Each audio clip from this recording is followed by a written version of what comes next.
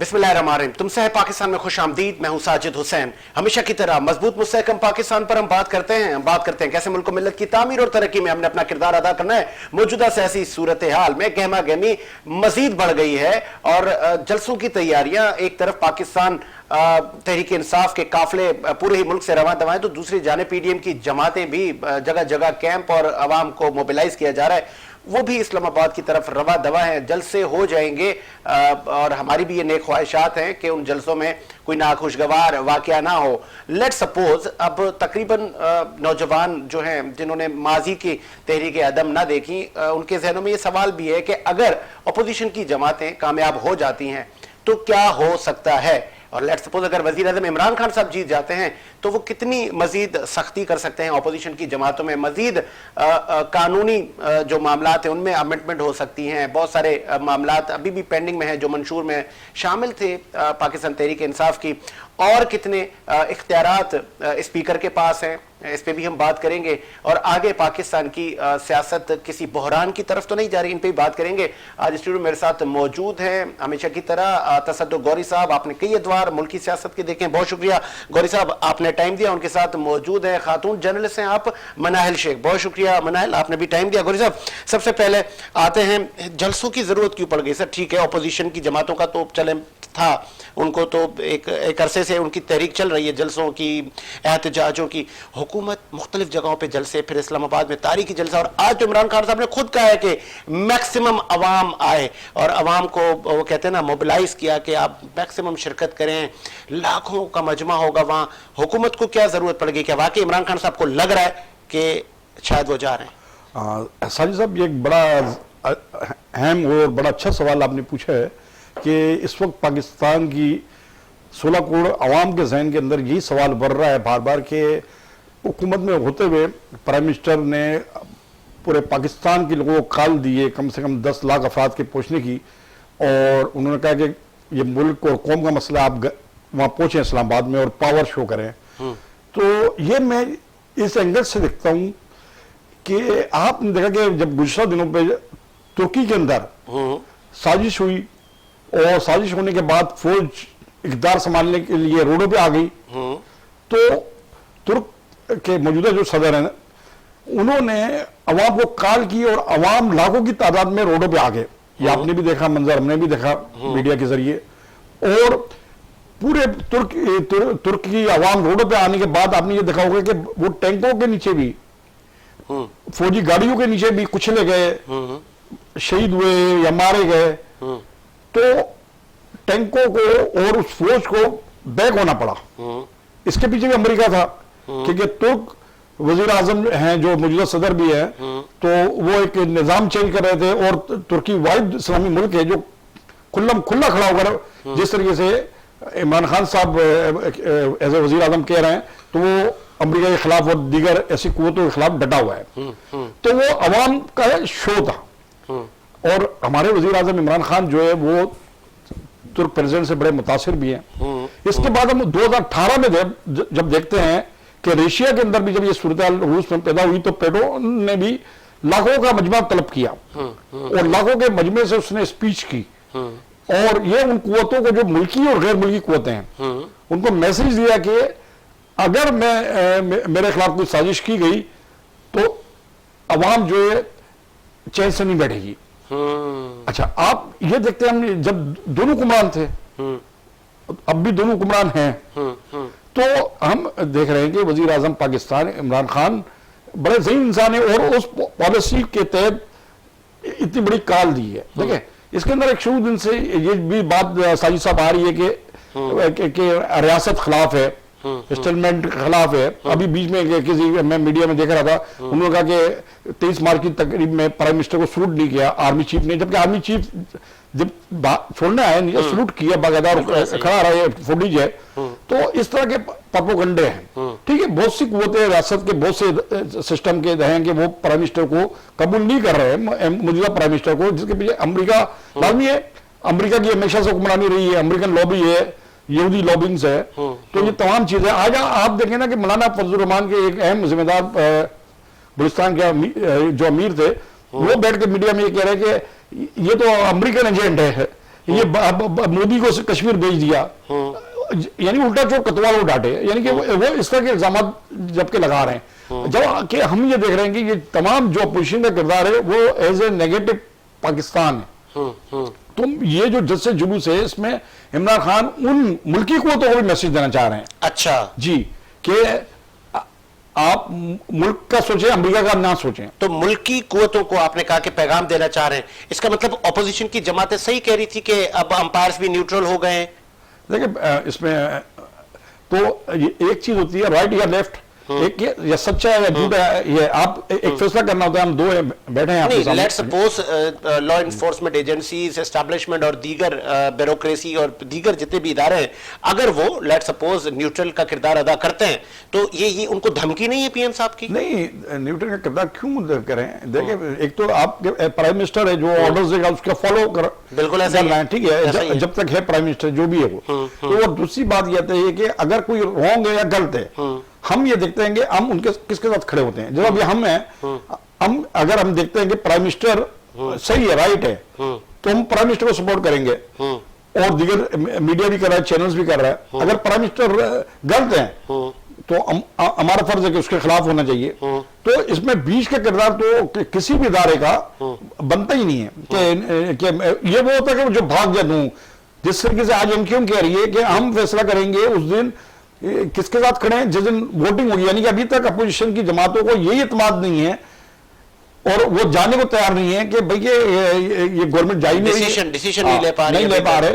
तो ये क्या चीज है? ये तो सारी पॉजिटिव उसके लिए जाती है ना। और ठीक है, आपने कहा पीडीएम कर रही है, पीडीएम जैसा नहीं कर रही है, जेयूआई कर रही है। पीडीएम के डेलीगेशन वगैरह लाहौर से शिरकत करेंगे, क्योंकि पीपल्स पार्टी इससे पहले अपना पावर शो कर चुकी है। अब दोबारा तो उसके साथ नहीं करेगी।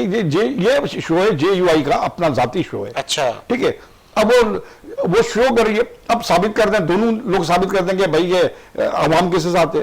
तो ये एक उन कुव्वतों को भी मैसेज है जो हमेशा हुकूमत की गर्दनों में सवार रहे हैं। एक उन कुव्वतों को भी मैसेज है, और दूसरा ये कि इंटरनेशनल सतह के ऊपर भी है कि अवाम के साथ खड़ी है। देखिए, अवाम है तो फौज है, हुकूमत के साथ भी अवाम है तो है। ये मैं समझता हूं कि आपके सवाल का बेहतरीन जवाब। ठीक है मिनाल, आप बताइएगा, आप कैसे देख रही हैं इस तमाम सिचुएशन को? वज़ीर आज़म इमरान खान साहब अब अवाम को कॉल दे रहे हैं कि आप आ जाएं और अपनी पावर और अपनी स्ट्रेंथ शो करें। इमरान खान साहब को क्या लग रहा है कि वो हारने वाले, और वो कौन से पत्ते हैं जो उन्होंने शो करने हैं? बहुत शुक्रिया साजिद साहब। इमरान खान साहब जो हैं, अगर वो पावर शो करवाना चाह रहे हैं आवाम के साथ, तो ये गलत बात नहीं है, बहुत अच्छी बात है, और ये होना चाहिए। जैसा कि पुतिन ने किया, जैसा कि तैयब रजब उर्दुगान ने किया, तो अगर हमारे खान साहब, ये तो दूध का दूध पानी का पानी हो जाएगा। और अगर खान साहब कह रहे हैं कि कॉल करें, और जो कॉल की है उन्होंने आवाम को, और जब आवाम आएगी तो सच्चाई और बुराई, सच और गलत सबके सामने आ जाएगा। अभी तो अपोजिशन जितने भी हैं वो भी कह रही है कि अवाम हमारे साथ है, पीडीएम कह रही है अवाम हमारे साथ है, पीपल्स पार्टी कह रही है अवाम हमारे साथ है। बात ये होती है कि अवाम कोई बेवकूफ नहीं है, अवाम देख रही है कि क्या हो रहा है। अवाम सिर्फ ये नहीं देख रही, आप महंगाई, चले ठीक है हमने की है, हमने महंगाई को बर्दाश्त किया, लेकिन अपनी आजादी से बढ़कर हम महंगाई को फौकियत नहीं देंगे, कभी भी नहीं देंगे। अगर जिस तरह से तैयब रजब उर्दुगान ने कॉल की थी, सारी अवाम ने बता दिया, खान साहब कॉल कर रहे हैं, खान साहब की जो बात है, एक वाज़ह पैगाम तो ये है कि आप देखिए ना, जो वो तकरीरों में कहते हैं, जो उनकी थोड़ी से हाई, जो अपोजिशन कहती है थ्रेट है, लेकिन वो थ्रेट किसको है? ये उन लॉबीज को है, ये यहूदी लॉबीज को है जो इस्लाम का नाम, पाकिस्तान का नाम जो है खराब कर रहे हैं, या जो ये चाहते हैं कि, जो आपको पता है कि कोई भी मुसलमान को या बर्दाश्त नहीं करना चाह रहे। पाकिस्तान के हमेशा पीठ पीछे वार होता रहा है, हमेशा पाकिस्तान को इस्तेमाल किया गया है, चाहे वो 71 की जंग हो, चाहे वो क्या कहते हैं हमारी ये रशिया की और इसकी अफगानिस्तान की बात हो, जैसे अमेरिका था। लेकिन हमने अमेरिका का साथ दिया, हमने हर जगह अपनी जो है उस जगह पर हमने साथ दिया, लेकिन हमारी जो सबसे प्योरिटी है ना, वो है हमारा मजहब, हमारा इस्लाम, और सबसे बढ़कर पाकिस्तान। और इमरान खान साहब जो कर रहे हैं बहुत सही कर रहे हैं, उनको करना चाहिए बेशक, और ये कोई बुरी बात नहीं है। और अगर अवाम आ गई और अवाम ने पावर शो दे दिया, तो फिर सारी दुनिया देख लेगी कि ये जो खान साहब ने कहा है वो उन कुव्वतों को कहा है। लेकिन मनाइल, अवाम जमा करने से जो इक्तदार है वो तो नहीं बच सकता, उनको जो अरकान है, उनका काउंट है एज पर कॉन्स्टिट्यूशन, वो उनको पूरा करना है। वो आपको लग रहा है पूरा है? देखिए साजिद साहब, सबने अपोजिशन से भी अपने जो है खुलकर सामने आ गए और खान साहब ने बकायदा कहा है कि सब लोगों ने अपने पत्ते खेल लिए और मैं अभी कुछ ऐसा करने जा रहा हूं कि देखिए पाकिस्तान को बचाना है। सबसे बड़ा मकसद और प्लान क्या है, हमने पाकिस्तान को बचाना है और अभी कुछ है बाकी जो आवाम को भी नजर आ जाएगा इंशाल्लाह। पूरी दुनिया भी ये बात सुन ले कि पाकिस्तान जो है वो उसका कोई बाल भी बाका चले नहीं गौरी कर साहब, वो सकता। कौन सा तुर्क का पता है? वजीर आजम साहब कह रहे हैं कि मैं अभी पत्ते शो करूंगा लास्ट मोमेंट पर। वो कौन सा सरप्राइज है जो वो अपोजिशन को देंगे? साजिद, आज एक सरप्राइज देना था प्राइम मिनिस्टर को। अभी तक तो ऐसा सरप्राइज नहीं हुआ कि हो सकता है कि आज चौधरी निसार साहब को जो है शमूलियत इख्तियार करनी थी पीटीआई में, मगर वो डिले हो गया। मैं समझता हूँ कि 27 को जो जलसा है, मेरी अपनी राय है, मेरे अपने सोर्सेज हैं, तो उसमें चौधरी निसार अहमद शरीक होंगे, शमूलियत इख्तियार करेंगे पीटीआई में और उनके साथ तकरीबन 25 के करीब एमएनएस है, एमपीएस नहीं एमएनएस है। वो एमएनएस का ताल्लुक किस जमात से? नून लीग से। अच्छा जी, नून लीग से। उफ। अच्छा, हमेशा आप चौधरी निसार का एक किरदार पाकिस्तान की सियासत में हमेशा एक बड़ा एक्टिव रहा है और वो एक ब्रिज का किरदार रियासत में और हुकूमत के दरमियान ब्रिज का किरदार रहा है। बिल्कुल ऐसा ही है। 1990 में जब मोहतरमा के खिलाफ जब तहरीक अदम पेश हुई तो उस वक्त चौधरी निसार उस वक्त बिल्कुल वो भी यंग पॉलिटिशियन थे और बड़े बड़े उस वक्त के पाया के सियासतदान थे, जिसमें मुस्तफा खर है, मुस्तफा जतोई है, मौलाना नूरानी है, बुख्ती साहब, बड़े बड़े शेरबा मजारी, बलक्षर मजारी, बड़े बड़े पाए के सियासतदान थे। तो उसमें मेन जो किरदार होता था, जो मैंने बहुत करीब से देखा है कि वो चौधरी निसार का था उस टाइम में 90 में भी। अच्छा, उन कुवतों से, क्योंकि चौधरी निसार का जो बैकग्राउंड है वो जनरलों की घर में पैदा हुआ, उसके 7-8 भाई खुद उनके जनरल्स लीडर हुए और इस हवाले से फौज से उनका बड़ा अच्छा ताल्लुक है। ठीक है, फिर हम ये देखते हैं कि ये अचानक इसलिए नहीं हो गया कि उसके खिलाफ अदम लाई जा रही है, प्राइम मिनिस्टर के खिलाफ इमरान खान की और उसकी दूसरी 50 साल से। अच्छा, 50 साल दूसरी। एक बार बीच में भी प्राइम मिनिस्टर ने उसको कहा कि आप करने, उसने इनकार कर दिया चीफ मिनिस्ट्री के लिए। तो मैंने आपको पहले प्रोग्राम में भी ये बात करी थी कि उज़्मा को बचाने के लिए आलिया की कुर्बानी देना पड़ेगी और अब दिन का वक्त आ गया और फैसला हो गया कि आलिया कुर्बान हुई, तो उसकी जगह पे चौधरी निसार पंजाब का वजीर आला बनना, यानी आधे मुल्क का प्राइम मिनिस्टर बनना। मतलब आपके जो जराए हैं वो कह रहे हैं कि चौधरी निसार साहब बैकअप कर रहे हैं और बड़े धड़ल्ले से बैकअप कर रहे हैं और सीएम पंजाब के कैंडिडेट हैं। जी हाँ, क्योंकि चौधरी निसार की एक शख्सियत है, मैंने बताया ना कि उस वक्त 30-32 साल पहले बिल्कुल वो यंग थे, उस वक्त भी उनका एक किरदार था। अब इसमें भी उनको जब इन्वॉल्व किया गया तो उनका एक चौधरी निसार का एक अपना किरदार है, अपनी एक शख्सियत है और यही मुस्लिम लीग के नून के टोले ने जानबूझकर उनको क्या नाम है मुख्तलिफ नशीदों से हरवाया। ठीक है, उन्होंने एमपी की नशीद रखी, मगर वो लाजमी वो कई दफा बड़े बड़े वजारत के सबसे अच्छी वजारतों में रहे और एक बड़े लीडर हैं। इस वक्त नून लीग के सबसे बड़े लीडर चौधरी निसार है कि और इतने सीनियर है। तो ये तमाम चीजें हुई हैं, तो अब चौधरी निसार खुल के सामने आ रहे हैं और इतने अरसे से 3.5-4-5 साल से वो खामोश थे। तो मैं ये समझता हूं कि इस वजह से सबके आप देखें ना, अपोजिशन के खासतौर पर नून लीग के अलग अलग, शाहिद खान अब्बासी अलग बात करते हैं, हसन इकबाल अलग बात करते हैं, चौधरी निसार आपका परवेज वो आपका मियां साहब अलग बात करते हैं, शहबाज शरीफ, और अब मरियम और वो निकलेंगी वहां से, जो मरियम और हमजा एक कंटेनर में निकल रही है लाहौर से, जबकि दोनों की नहीं बनती है। चलो अच्छी बात है, दोनों को एक कंटेनर में बैठकर शायद दोनों कजन्स के ताल्लुकात अच्छे हो जाए, तो दोनों अगेंस्ट एक दूसरे के और एक कंटेनर में आ रहे हैं, तो ये मुनाफत है। इनका क्या होगा कि जो बाकी अराकीन हैं, जो मुनर्रिफ हैं पीटीआई के, मुनर्रिफ तो आने के लिए तैयार हैं, बहुत से रास्ते में भी हैं। अच्छा, क्योंकि देखें ये वो लोग हैं और इत्यादी भी यही हैं, इत्यादी को भी यही है, इत्यादी क्यों नहीं खुल के आ रहे? देखें चौधरी निसार के आने से मुस्लिम लीग को सबसे बड़ा नुकसान पहुंचेगा। अच्छा, इसका फायदा पाकिस्तान पीपल्स पार्टी को होगा। तो जरदारी साहब, मैंने कहा था पहले भी जो तहरीक थी 90 की, नून लीग ने अपनी तरीके से नाकाम बनाया, और यहाँ पर पीपल्स पार्टी नाकाम बनाएगी, क्योंकि पीपल्स पार्टी के हाथ में आना तो कुछ भी अच्छा, नहीं। एक मासूम सवाल तो बनता है गौरी साहब, यहाँ पे आपको याद होगा कि बहुत सारे अरकान जिनका पीटीआई से ताल्लुक था, बहुत सारों पे जब करप्शन के इल्जाम लगे तो पीटीआई के मेंबर पार्लियामेंट और उनके वज़रा कहते थे देखें जी हमने 20 बंदे निकाल दिए, हमने 25 निकाल दिए और ये साफ चली शफाफ चली।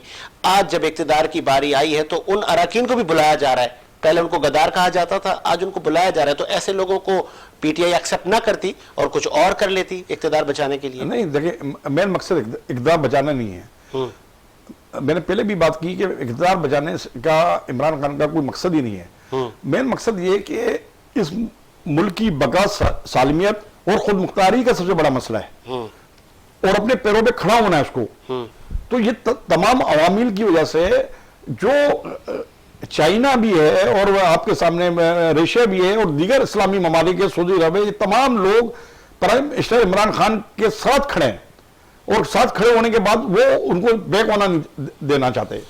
इसलिए और दूसरी बात रही कि जब वो अगर ये इस बुरहान से निकल जाता है तो मैं ये समझता हूं कि ये जो आप कह रहे हैं ना, ये सारी बातें आपके सामने जाएगी, ये इत्यादि भी बिल्कुल सीधे हो जाएंगे, और ये ब्लैकमेलर जो है एमएनएस है वो भी बिल्कुल सीधे खड़े हो जाएंगे। चलिए जी, मुझे ब्रेक का कहा जा रहा है, एक ब्रेक लेते हैं, ब्रेक के बाद हाजिर होते हैं।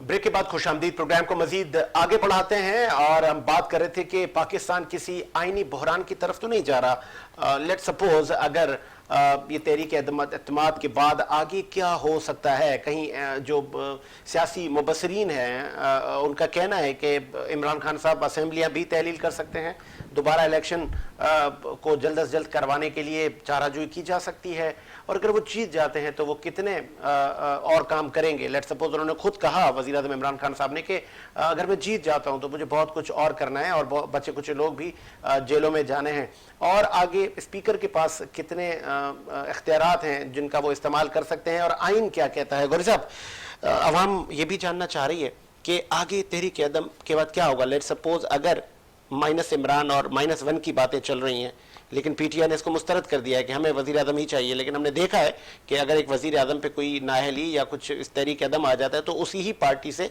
कोई और वज़ीर आज़म आता है, लेकिन पीटीआई इस चीज़ को मुस्तरद कर चुकी है। क्या आपको लग रहा है कि खुदा न ख्वास्ता अगर वज़ीर आज़म इमरान खान साहब माइनस होते हैं तो कौन आएगा? सही, असल में माइनस नहीं होते, वज़ीर आज़म माइनस नहीं होगा। अदब एतमाद की तारीख जब होगी वो पास हो जाती है, और एतमाद का वोट प्राइम मिनिस्टर को नहीं होता है, एमएनएस नहीं होते उनके साथ, तो ऑलरेडी वो वज़ारत उज़्मा के ओहदे से फारिग हो जाते हैं। जब वो वज़ारत उज़्मा के ओहदे से फारिग हो जाएंगे तो काबीना तहलील हो जाएगी ऑटोमेटिक।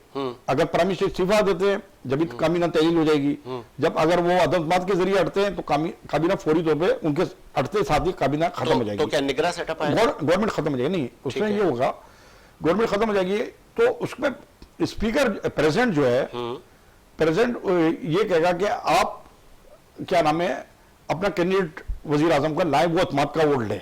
ठीक है, पहली तो बात ये है। जैसे शहबाज शरीफ साहब का नाम सर और शहबाज शरीफ का इसलिए भी है कि दावत वैसे भी अगर कानूनी तौर पर भी दावत दी जाती है तो अपोजिशन लीडर को दी जाती है कि आप अपनी अक्सरियत शो करें।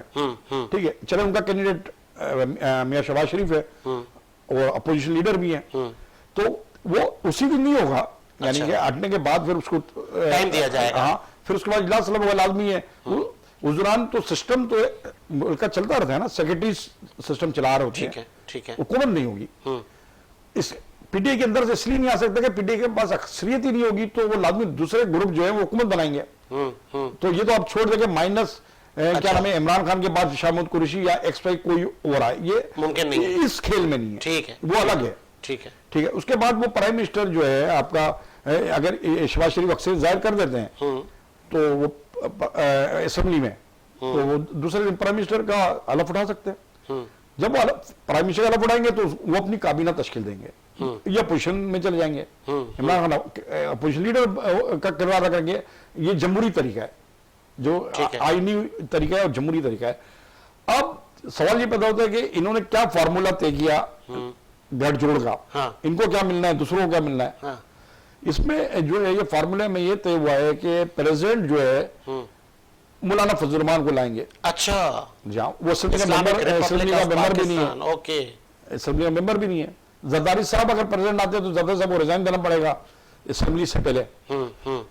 दो चीज पे हो रहा है, ठीक है। एक ये कि प्रेसिडेंट जो है अच्छा आपका क्या नाम है, जरदारी है या मौलाना है। अच्छा, ठीक है। ज्यादा मौलाना साहब लगे हुए हैं। और चीफ मिनिस्ट्री जो है खैबर पख्तूनख्वा की वो जेयूआई को दी जाए, ठीक है, उसके अंदर एडजस्टमेंट हो। और अगर वो इनकी काबिलियत से डील है तो चौधरी को परवेज इलाही को सीएम बनाया है, ठीक। और जो इनका फार्मूला जो आप कह रहे हैं कि अगर ऐसा होता है तो जी जी जी, और सिंध के अंदर जो है गवर्नर जो है एमक्यूएम को दिया जाए और 5-6-7 जो अहम वजारतें मांग रहे हैं जिसपे इनकी बातचीत चल रही है। आज की जो खबरें हैं, सुर्खियां थी कि एमक्यूएम के सारे मुतालबात पीपुल्स पार्टी ने मान लिए हैं। जबानी माने, वो उस पर ट्रस्ट नहीं कर रहे, बोला राइटिंग में दें। ये जो उनका सेक्रेटरी जनरल आमिर खान के अल्फाज हैं, बोला हमें सब चीज राइटिंग में चाहिए और उसके जामीन काफलिक बनेगी और मौलाना फजल रहमान बनेंगे। और वो अभी तक पीपल्स पार्टी में देंगे, पीपल्स पार्टी इतनी बेवकूफ तो है नहीं। अच्छा, अब पीपल्स पार्टी को क्या मिल रहा है? पीपल्स पार्टी को ज्यादा सीनियर मिनिस्टर फेडरल में मिल जाएगा। फेडरल में हो सकता है कि स्पीकरशिप, स्पीकरशिप में भी अक्सरियत तो नहीं है, हो सकता है दे दें स्पीकरशिप, एक बात है। और सीनियर मिनिस्टर हो सकता है बिलावल जरदारी को बना दिया जाए। अच्छा, और अहम वजारत दे दी जाए जिससे उसकी यानी कि आगे। अच्छा, ये भी चेमा गोइयां हैं कि मुमकिन है चेयरमैन पाकिस्तान पीपल्स पार्टी बिलावल भुट्टो साहब को फॉरेन मिनिस्टर बनाया जाए। मैं यही कह रहा हूँ ना कि हो सकता है ना, ये हो सकता है। सिंध में इनके पास गवर्नमेंट, फेडरल में 2-4 आ जाए तो इससे अगर इस तमाम खेल से जो सबसे ज्यादा फायदा पहुंचेगा वो काफली को, मुस्लिम नून को, शहबाज शरीफ को और आपका मौलाना फजल रहमान को, एमक्यूएम को। गवर्नमेंट में पावर्स तो नहीं है ना, चंद वजारतें ले लेगी, फिर यही जूते मारेंगे पीपल्स पार्टी। और उसको पता भी है, एमक्यूएम को ये पता भी है। और अभी जैसे हम बात कर रहे हैं मफरूजात पर के ऐसा हो सकता है, ठीक है, मुमकिनात पर। अच्छा, फिर उसके बाद पीटीआई उस वक्त क्या कर रही होगी सर? अपोजिशन का किरदार। तो वजीर आजम साहब ने कहा मैं और खतरनाक हो जाऊंगा, नहीं फिर से धरने की सियासत। और वो तो लाजमी है, अपोजिशन का किरदार उसको वो करेगा। और अपोजिशन बहुत मजबूत अपोजिशन होगी पीटीआई की, और उसके अपोजिशन लीडर इमरान खान होंगे। फिर इसके अलावा तीसरी कुव्वत भी सोच रही है।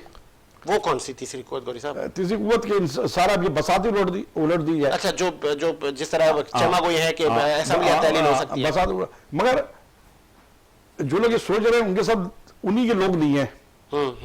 मगर अगर खुदा ना खास्ता अगर हालत खराब होती है, जैसे ये डंडे बरदार मौलाना फजल रहमान बंदे ले जा रहे हैं और वो समझ रहे कि तालिबान है, तो हो सकता है कि जब कशीदगी बढ़ सकती है, झगड़े फसाद हो सकता है, कोई गैर मुल्की हाथ, गैर मुल्की कुव्वत, मुल्की लोग एक बहुत बड़ा इस्लामाबाद में कोई ऐसा हालत पैदा कर देते हैं, तो फिर क्या नाम है, उन इदारों को ये होगा कि हम मजबूरन आ रहे हैं। पर ये चांस कम है। अच्छा, फिर प्राइम मिनिस्टर के पास देखिए, अगर ऐसा हो सकता है तो मुल्क में इमरजेंसी नाफिज कर सकते हैं, और है उसके पास वो है, आईनी ऑप्शन है। जी मनाल, आप कैसे देख रही है इस पूरी सिचुएशन को? आगे क्या होने जा रहा है? क्या वाकई इमरान खान साहब जिस तरह पुरुमीद हैं, या कि इस बार ऑपोजिशन कुछ सरप्राइज देगी या हुकूमत? नहीं, अभी तक जो है खान साहब की, मैं जहाँ तक मैं देख रही हूँ ये सारे पॉइंट ऑफ व्यू, और एक मुल्क में एक जो गर्द उड़ी हुई है ना, उसमें अभी तक किसी को कुछ समझ में नहीं आ रहा। लेकिन मेरा जाती जो पॉइंट ऑफ व्यू है वो ये है तजिया कि सदारती ऑर्डिनेंस आएगा और खान साहब शायद नहीं जाएंगे कहीं। और अगर सदारती ऑर्डिनेंस क्या है, आपसे पूछ रहा हूँ। सदारती ऑर्डिनेंस में यही होगा कि भाई वो उनके जो सदर है वो उनके उसके मातहत होकर वो काम कर रहे होंगे, और सारा सदारती ऑर्डिनेंस के तहत मतलब ये होगा कि खान साहब कहीं नहीं जाएंगे, क्योंकि हमने इस मुल्क को सदारती ऑर्डिनेंस समझ में नहीं आ रहा ना, आप क्लियर तो करो।